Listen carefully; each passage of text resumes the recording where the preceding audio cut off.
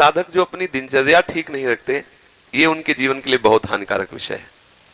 हमारे लिए जितना नाम जप आवश्यक है, उतना ही प्राणायाम आवश्यक है, उतना ही व्यायाम आवश्यक है, उतना ही टहलना आवश्यक है, उतना ही सोना आवश्यक है, उतना ही सात्विक आहार आवश्यक है।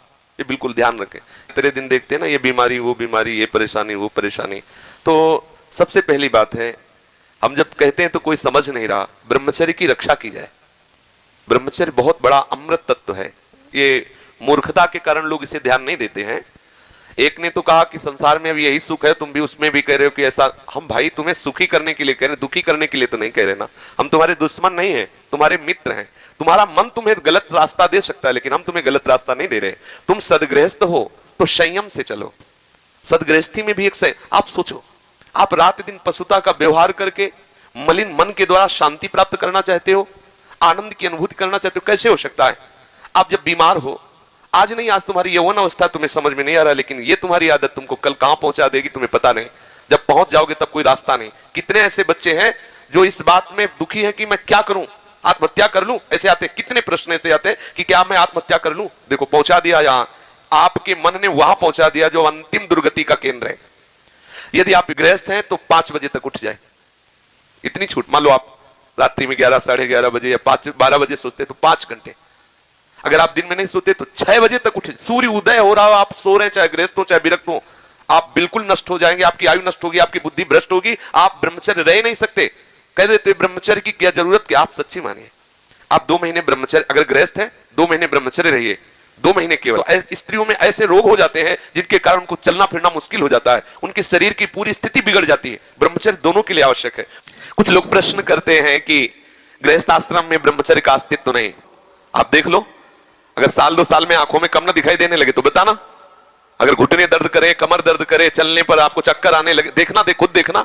एक शरीर है, उसकी एक नियत क्षमता है, आप उसके अनुसार चल। गृहस्थ का मतलब ऐसा थोड़ी कि तुम्हारे लाइसेंस मिल गया भोगों का कि तुम मनमानी गंदे आचरण करो और तुम स्वस्थ।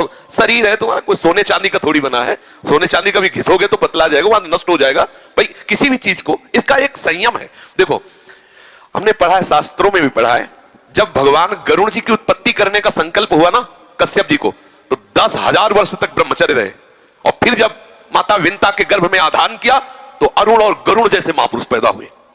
अगर आप 5 वर्ष ब्रह्मचर्य रहे केवल इसलिए कि जो हमारी संतान हो वो बहुत देशभक्त, हरिभक्त, बलवान, विद्वान, ज्ञानवान हो, और आप नियम से दोनों भजन करो, और 5 वर्ष बाद गर्भाधान करके संतान उत्पत्ति के शास्त्र सिद्धांत, अगर वो महापुरुष न पैदा हो तो बताना। अब ये खान पान ठीक नहीं, आचरण ठीक नहीं, पवित्र नहीं हो। एक किसान भी खेती को सुरक्षित और तैयार करता है तो उसमें अच्छी फसल होती है। तुमने ब्रह्मचर्य को जाना ही नहीं, इधर उधर से हर तरह से भ्रष्ट आचरण, अब वो संतान कैसे हुई? अब देखो हंसी मजाक की बात है, हम देखा गोदी में चश्मा लगा है, भगवान गोदी में है, शुगर है 500। अब बोलो इनको जवानी आएगी कभी? क्या हुआ? ये गलतियां हो गई, संयम बर्ताव नहीं किया गया, वीर में वो सामर्थ्य नहीं रही कि संतान को तेजस्वी ओजस्वी बना सके। अब इन बातों को कहा जाता है गुप्त रखो, गुप्त मरो। भाई आप जैसे कह रहे हैं सब कहने सुनो, तो देख लो आगे तुम्हारे आ जाएगा। अगर उठने में तुम्हें तकलीफ ना होने लगे, कहना अगर बादाम ज्यादा खाओगे तो लीवर खराब हो जाएगा। देखो कुछ दिन बाद देख लेना। ये जो लोग कहते हैं ना कि अरे बाबा लोग सब कहते हैं, देख लेना तुम्हारे पुरखा पानी पा जाएंगे।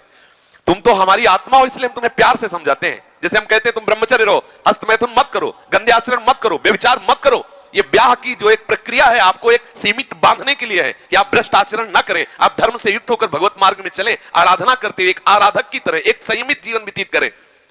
लेकिन वो माना जाता है कि बाबा लोग हैं। कुछ लोग कहते हैं पहले खुद को देख लो, बाबा लोग जेल में हैं। एक खेती में सब फसल एक जैसी नहीं होती। अगर कहा जाए कि सब दुकानदार बेईमानी होते हैं या सब खेती में एक ही जैसी फसल नहीं, कोई गन्ने की भी फसल, गन्ने में भी कई क्वालिटियां होती है, आलू की भी कई क्वालिटियां होती है, ऐसे अलग अलग वृत्ति है, अलग अलग भाव है। तो हमारी बात को आज अगर नहीं मानोगे तो कल तुम्हें पछताना पड़ेगा, पक्का समझ लीजिए। संयम से चलो, गृहस्थ धर्म में रहते हुए भगवत प्राप्ति के योग्य हो जाओगे। जब आपको ऐसा लगे, आपके पास तो व्यवस्था है, लगा कि अब मैं नहीं रह सकता, तो भगवान ने आपको इसीलिए रास्ता दिया गृहस्थ का कि आप पति पत्नी मिलकर के काम पर विजय प्राप्त करें। इसलिए नहीं दिया कि आप भ्रष्ट होते रहे। समझिए, आपके पास किला है, किले की आड़ से आप अपने को बचा सकते हैं, लेकिन विरक्त मैदान की लड़ाई है। ये जो लोग कहते हैं ना कि गुप्त रूप से नहीं, भूल न दे कुमार, ऐसा नहीं होता। तुम भ्रष्ट आचरण वाले, तुम्हारे पास चश्मा ही नहीं जिसे जानते हो कि कैसे विरक्त रहते हैं, रात दिन चलते हुए सच्चिदानंद तत्व में स्थित रहते। तुम्हें क्या पता? तुम्हें लगता है बाबा लोग हराम की खाते मौज मस्ती से रहते हैं, हमको उपदेश करते हैं। अगर हमारी तरह तुम बैठ जाओगे ना, जैसे हम तुम्हें कह दें कि ऐसे रहो, तुम्हारे होश उड़ जाएंगे। ऐसे तो खिलवाड़ समझते हो क्या? मनीराम को पकड़ के ठीक प्रभु के चरणारविंद में लगाए रहना, तुम इसे खेल समझते हो क्या? भजन करना जानते हो, कोई खिलवाड़ समझते हो? थोड़ी देर निर्विषय होकर मन को प्रभु में लगा के देखो क्या दशा होती है। तो वास्तविक जीवन जीने की चेष्टा करो। गृहस्थी कोई वो मार्ग नहीं कि तुम गंदे आचरण से चलो, ऐसा नहीं है। हम आपको दिखाएं, पति पत्नी सहित हैं और आजीवन ब्रह्मचर्य का नियम लिए हैं और 35 साल की अवस्था है, दोनों सुंदर है, अपने ही समाज में है, अपने ही पास है।